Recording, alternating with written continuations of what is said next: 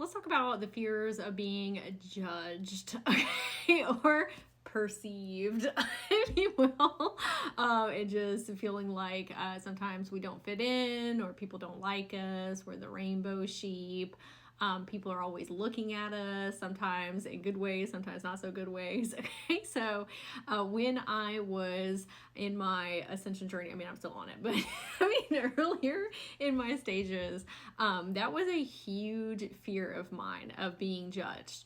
And that is for a few different reasons, mainly, you know, the way that I was raised in a very controlling household, and always told, you know, you have to be on your P's and Q's, don't do anything to bring attention to yourself, you need to be humble and not brag, and, you know, there's some truth to that sometimes in an egoic sense, but like we need to be celebrated for our talents and gifts and how special we are and how unique that we are. Okay, that's not egotistical.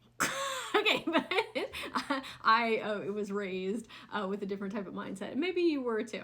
I want to take you on a little journey that I had in my subconscious one day. Okay, so I have wanted to go to Costa Rica. There is a retreat there, a spiritual retreat. It's called Rhythmia Life, and they do ayahuasca ceremonies there, okay, with plant medicine. And it's just, I'm gonna make it happen. Okay, so one day I said, you know what? I'm going to go into meditation, and I am going to imagine as if I'm there, if I'm experiencing it in real time. Because when you get a little bit deeper into channeling, you can actually connect to these different type of plant energies, and not just plant energies. You can connect with like all different type of energies, obviously. But I said I'm actually going to connect with the ayahuasca spirit, not to necessarily have a full-on, you know, transcendental experience, even though when we do go on these like deep meditations, it is a type of transcendental experience, but not necessarily ingesting ayahuasca. Okay, so I went in and I imagined that I was at the retreat. I looked at pictures online before I went in meditation, so I could actually viscerally like pull it up in my mind's eye. At the same time, I was listening to sounds of Costa Rica, like birds and frogs and crickets like chirping, and it was raining like it does in the jungle. I'm just trying to make it as an immersive experience as possible.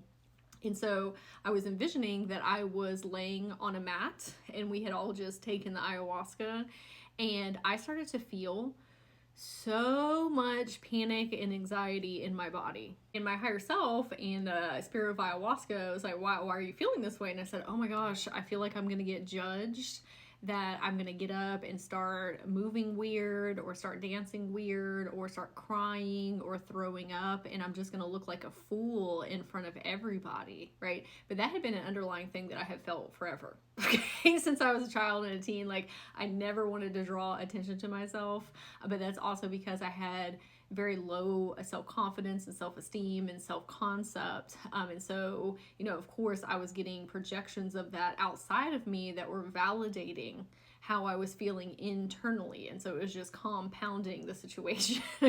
And then my higher self and the spirit of ayahuasca said, why would you be worried about people judging you when you know that everybody is you?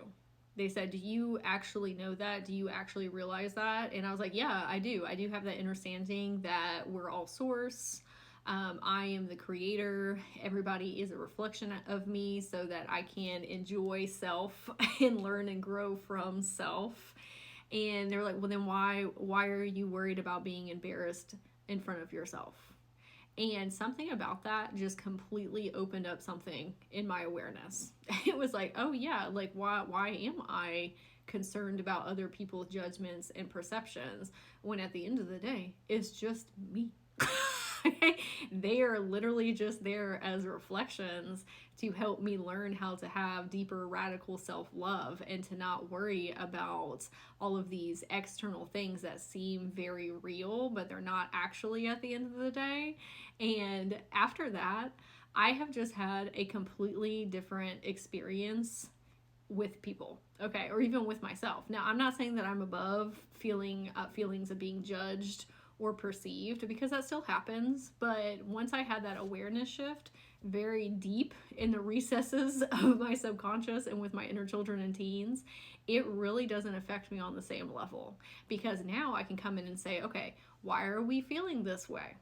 And really asking my inner children and teens a lot of times, because it's coming from them and they don't have that same perceptual awareness that I had. That's my job as the higher self and the guardian and the protector, to come in and explain that to them. And sometimes they don't understand the same type of high esoteric concepts as we do, so you gotta break it down for them, okay?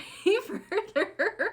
And a way that I would explain it to them is, you know, the reason that we are worried about being judged is because we are already judging self. We are already berating ourselves. We're talking down to ourselves. We're telling ourselves that we're unworthy, that we're unlovable, that we're not capable of having the things that we want in life, that we're different, that we're weird, that we're the rainbow sheep.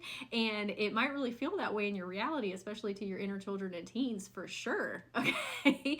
But when you start to see that your internal state is just a reflection of what you're getting outside, and you're like, I love being different. I love being, having different levels of understanding. I love having great behavioral pattern recognition. I love having deep conversations.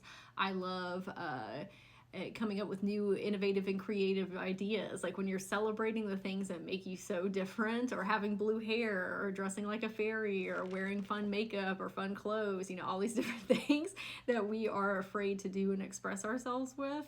When you start looking at it as like we are a big, bright, shiny light for other people to be able to do this in their lives as well, and maybe us doing this is going to help people show up differently in their own lives. We're being a good leader. It's giving them permission to express themselves in the way that they want to express self.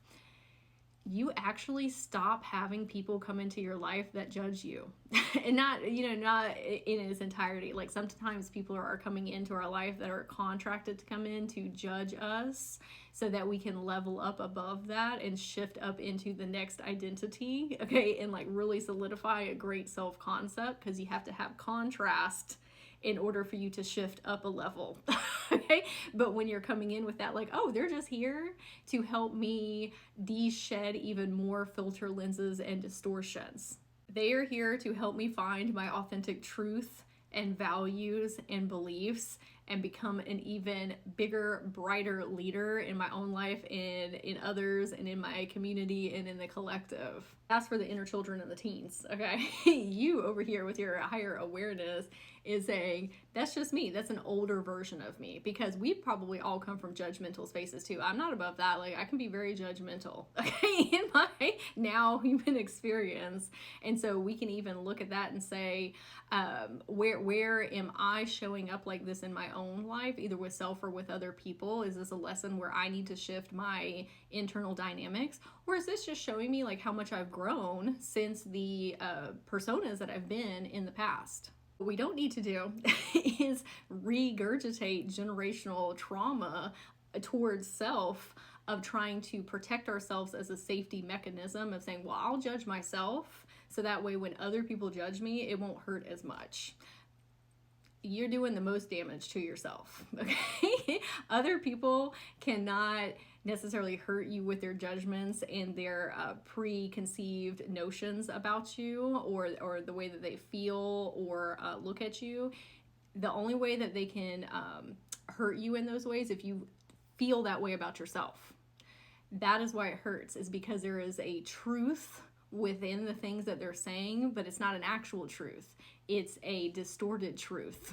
Okay, that's from PTSD and trauma and all of these different things of you being judged, but not understanding that they are just different reflections of you. Okay, it's coming from your internal state and getting projected outside of you. So when you work on your self-concept and love yourself on deeper levels, then you get that reflected in your outer experience, okay? And then we're experiencing so much more love and unity and being embraced. We're feeling so much more confident and capable, and then we're getting more opportunities and experiences coming our way that matches our new vibration.